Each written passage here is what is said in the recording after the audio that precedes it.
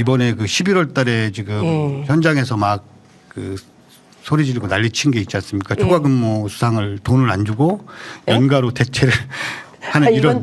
이건 또 뭡니까? 아니 이게 대한민국 경찰 이게 가만 있어봐. 아 이거 그냥 넘어갈 수가 없어요. 하나씩 얘기를 해야 될 것 같은데. 작년에 그 비상이 많았어요.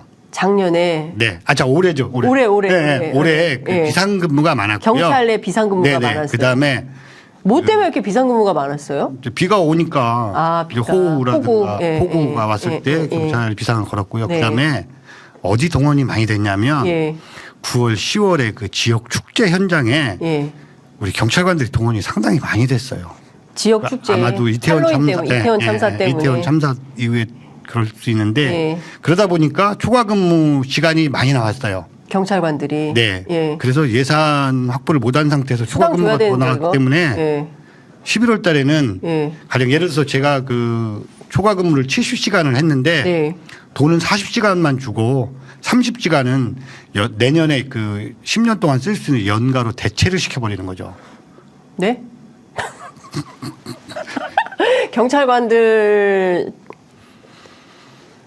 그래서 사실 한동안 그 경찰 내부에서 좀 말들도 많았고 또 그 윤희근 청장님이 사과도 했어요. 이 부분에 대해서는 예산을 집행하면서 예측하지 못한 부분 또 예측이 됐으면 거기에 대해서 어떻게 예산을 집행할 것인지에 대한 이런 좀 전문적인 판단들이 하나도 지금 서지 않았거든요. 그러다 보니까 경찰관들은 일을 했는데 돈을 안 주고 연가로 가가. 아니, 범죄 발생했는데 경찰관들 다 휴가가 있으면 그거 어떻게 해요 그러면? 그래서 올해는 좀 그 우리 국민들이 느끼는 치안은 사실은 많이 느끼지 어떤 뭐 불안이라든가 이런 것은 많이 못 느꼈지만 우리 내부에서는 안개 똑같은 상황이다. 안개 속이다. 네네. 한 치 앞을 내다볼 수 없는 상황 아닌가. 그다음에 그 7월 달에 치안감 인사가 사실 있어야 됐는데 11월 달에 했어요. 그러니까 왜 그런 거예요? 그 행안부에서 너무 양성화시켜서 너무 그 검증을 좀 자세히 했나 봅니다. 한 3개월 이상 늦다 보니까. 석 달 이상을 검증을 한 거예요. 네. 7월 달에 그. 원래 했어야 되는 인사가. 그렇죠. 7월 달에 70년 동안 이런 인사는 없었어요. 경찰 70년간 이런 인사는 없었다. 네. 지금까지 이런 인사는 없었다. 11월 달에 인사를 했잖아요. 1월 달에 인사를 또 해야 됩니다. 그게 무슨 말입니까? 11월에 인사했는데 1월에 또 인사하면 어떻게 돼요? 상반기 정기 인사니까요. 그러니까 이게 지금 문제라는 거죠. 그러면 6개월 동안 공무원소에 가야 될 사람들이 가지 못하고 각 지역의 그 시도청장을 하고 있는 거예요. 그럼 이분들이 과연 어떤 정책을 어떻게 펼 수 있고. 아니 3달 만에 또 딴 데 가야 되는데 뭘 하겠어요. 그렇죠. 그냥 이따 가는 거지. 지금 또 1월 달이 되면 정기 인사잖아요. 지금부터 12월 말이잖아요. 오늘 12월 22일. 그럼 11월 달에 제가 왔는데 3개월 있다 또 딴 데로 갈 수 있잖아요. 이거 엉망진창이라는 거죠. 진짜 근데 제일 중요한 건 국민들이 안심하고 믿고 살 수 있는 치안의 안전을 하려면 경찰 조직부터 안정이 돼야 됩니다. 그리고 안전한 조직 관리가 돼야 그분들이 나와서 일선에서 그 치안을 잘 지키고 하는 건데 지금 조직 내부가 이렇게 석 달 있다 갈 사람이 뭘 하겠어요. 그냥 가만히 있다가 야 아무것도 하지 마. 그러고 이제 또 짐 싸가지고 딴 데로 가는 거 아니겠습니까?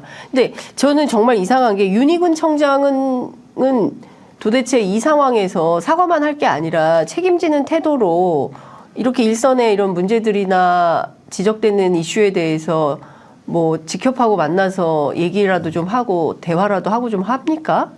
그 요구는 계속 하고 있고 또 뭐 실무선에서는 또 뭐 그 협의 내용에 대해서는 상당히 뭐 호의적인 태도를 보이는데요. 일단 굵직굵직한 큰 부분들, 그러니까 뭐 조직 개편이라든가 인사 부분이라든가 이런 부분들에 대해서는 먼저 발표를 해버리고 나서 그 이후에 이제 우리가 이야기를 강하게 하면 조금씩 바꾸는 형태. 일단 먼저 발표를 해버리고. 그렇죠. 제가 이제 이번에 느낀 부분은 조직 개편 나오면서 치안센터를 그 기재부에다가 반환하겠다. 576곳을 반환하겠다. 그다음에 거기에 근무하는 350명은 지구대 파출소로 그 원복시키겠다 이렇게 이야기를 했는데 예. 각 지역에서 예. 그 주민들이 너무 막 들고 일어난 거예요. 우리 동네 치안센터가 없어지면 불안해서 안 되겠다. 네. 막 항의를 하니까 202곳을 없애겠다. 예.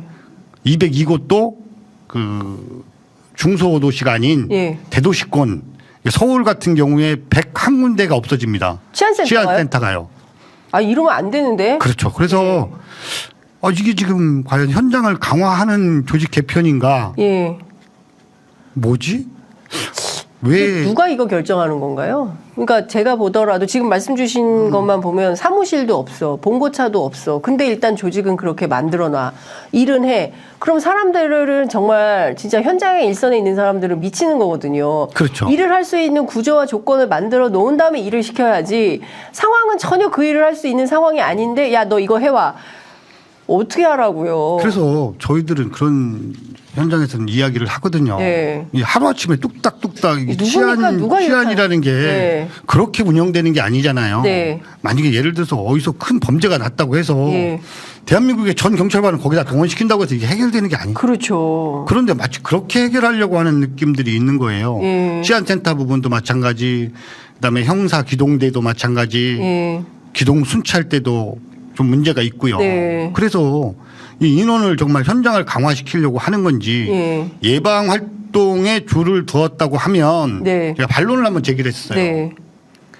그 우리가 고속도로에서 예. 암행 순찰이라고 들어보셨죠? 예. 암행 순찰은 뭐 하는 겁니까? 검거하는 그렇죠. 차죠. 예. 그 예방 활동해야죠. 교통사고 없애려면. 예. 그러면 일일이 순찰차를 많이 고속도로 상에 배치를 해야 되는 거예요. 예. 그런데 고속도로에서는 암행 순찰차를 이용해서 검거를 하지 않습니까? 예. 그런데 지구대 파출소 현장 경찰관한테는 예. 예방하라는 거예요. 순찰 돌고. 말이 안 맞잖아요. 검거는 누가 하죠? 형사들이 해야 되잖아요. 네. 형사들 우범지 순찰 돌라는 거예요. 이게 도대체 무슨 정책이 이런가 싶을 정도로. 네. 근데 이 정책을 과연 우리 경찰청에서 했을까? 전 그런 생각을 해요. 반대로. 이걸 경찰청에서 했을까? 네. 아니다. 아니라고 경찰의 조직 생리를 아는 분들이라면 이런 행정을 할 수가 없다. 왜냐하면 네. 2010년 초반에요. 네. 다 했던 정책들이거든요. 2010년에. 그럼요. 네. 기동순찰 때는 2015년도에 창설이 돼서 네. 2015년도에 만들었어요. 네. 그 박근혜 정부 때인데. 야간에만 네.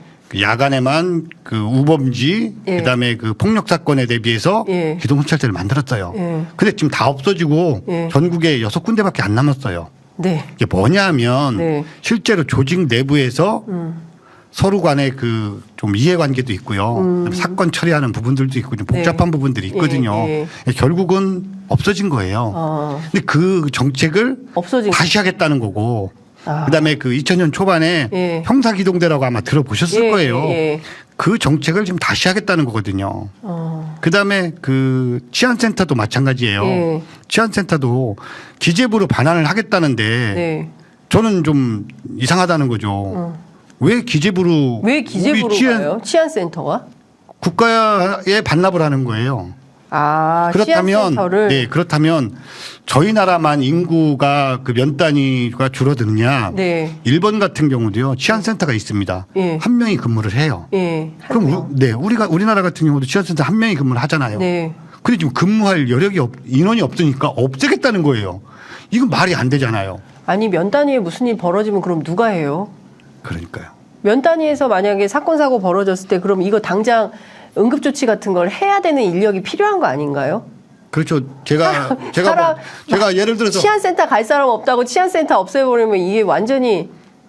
제가 그 시장 같은 데 가서 예. 왔다가 뭐 교통 스티커라든가 뭐 이런 거 뭐 끊길 수 있잖아요. 네. 그 CCTV에 찍혀서 끊길 네, 수 있고 예, 예. 그럼 가서 치안센터에 가서 예. 스티커 발부받고 예. 뭐 이런 좀 처리하고 네. 그다음에 주민들이 그 뭐 교통 신호등이라든가 예. 이런 불편한 부분들을 이야기하면 예. 치안센터장이 보고서를 만들어서 예. 경찰서에 올려 보내서 예. 또 그 교통을 개선하고 예. 시설 등을 만들어 주고 뭐 그렇죠. 이런 부분들 민원 처리를 해야 되잖아요. 그렇죠. 예. 기본적인 민원 처리를 해야 되는데 예. 그냥 신고 사건으로만 보는 거죠. 아, 여기는 뭐 한 달 동안 신고 사건이 없었으니까 없애도 돼. 근데 치안은 그런 것만은 아니잖아요. 그렇죠. 그 치안센터가 내 주변에 있음으로 해서 오는 안도감. 네. 아, 경찰관들이 내 주변에 있구나라는 안도감. 이런 것 때문에도 사실 치안센터는 없애지 말아야 되거든요. 그렇죠. 만약에 인원이 없으면 다른 데서 인원을 충원해서라도 네. 좀 보강을 해야 되는 게 아닌가. 예. 그건 답답하죠. 저희들 입장에서 보면. 그러니까 그러면 행안부에서 만들었을까요? 이런 안은? 경찰국에서? 저는 그 국무총리의 그 6월 달에 네. 언론 브리핑도 좀 영향이 있다고 보고요. 아, 총리실에서 주관했을까요? 그렇죠. 총리실 주관일 것 같다. 그런 느낌은 있는데요. 예. 그때 이제 그 딱 인터뷰 때 예. 했던 워딩이 생각이 나서 예방 순찰, 거점 근무 강화 딱 그런데 어쩌면 그렇게 저런 조직 개편을 하면서 거기에 포커스를 맞췄을까? 네. 그러니까 저게 가장 큰 문제점은 예. 사람이 없는 곳에서는 신고 사건이 덜하니 사람이 많은 곳에서 이상 동기 범죄가 발생할 수 있으니 네. 그곳을 중점적으로 순찰하고 예방하겠다. 예. 이거거든요. 근데 그거는 이상동기 범죄가 어디서 어떻게 생길지 어떻게 알고 그거를 예방 순찰을 하면 다 잡을 수 있는 건가요? 저는 이거는 확률적으로도 예측하기 어려운 건데. 그 점장님, 점장 제가 말씀드리지만 네.